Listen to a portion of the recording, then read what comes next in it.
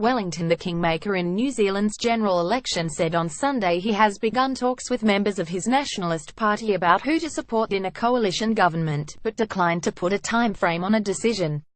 New Zealand First leader Winston Peters is in a position of power after Saturday's vote, with the ruling National Party and the opposition Labour Party needing his party's support to form a government under the nation's proportional representation system.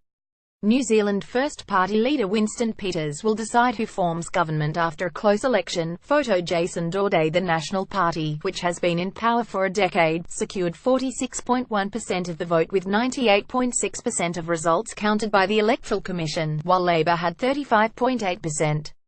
ANZ First took 7.5% of the ballots.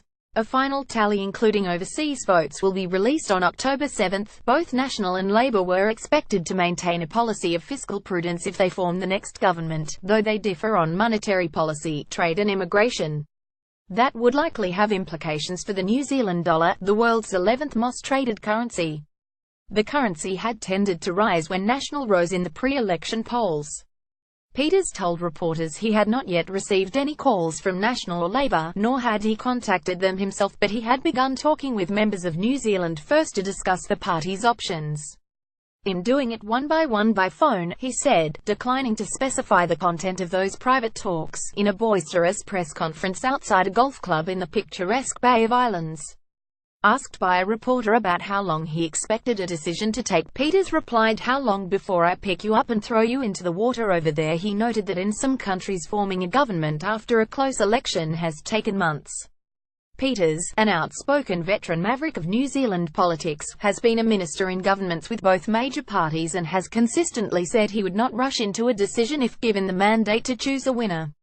New Zealand's Labour Party leader Jacinda Ardern talks to supporters after election results showed her party did not gain enough seats to form government, without the support of minor parties. Photo app. Peters has previously backed the party with the largest number of votes, which would put National in the winner's seat, although he was disparaging of Prime Minister Bill English's leadership on Sunday.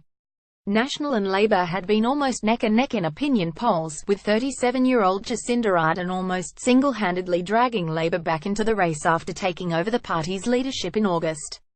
Bill English's National Party won the most votes of any party, although not enough to form a government without the support of minor parties. Photo Nick Perry. For English, who campaigned heavily on National's economic credentials after taking the party leadership last year, the strong showing was a vindication after the party had its worst-ever election result in 2002 during his first stint as leader.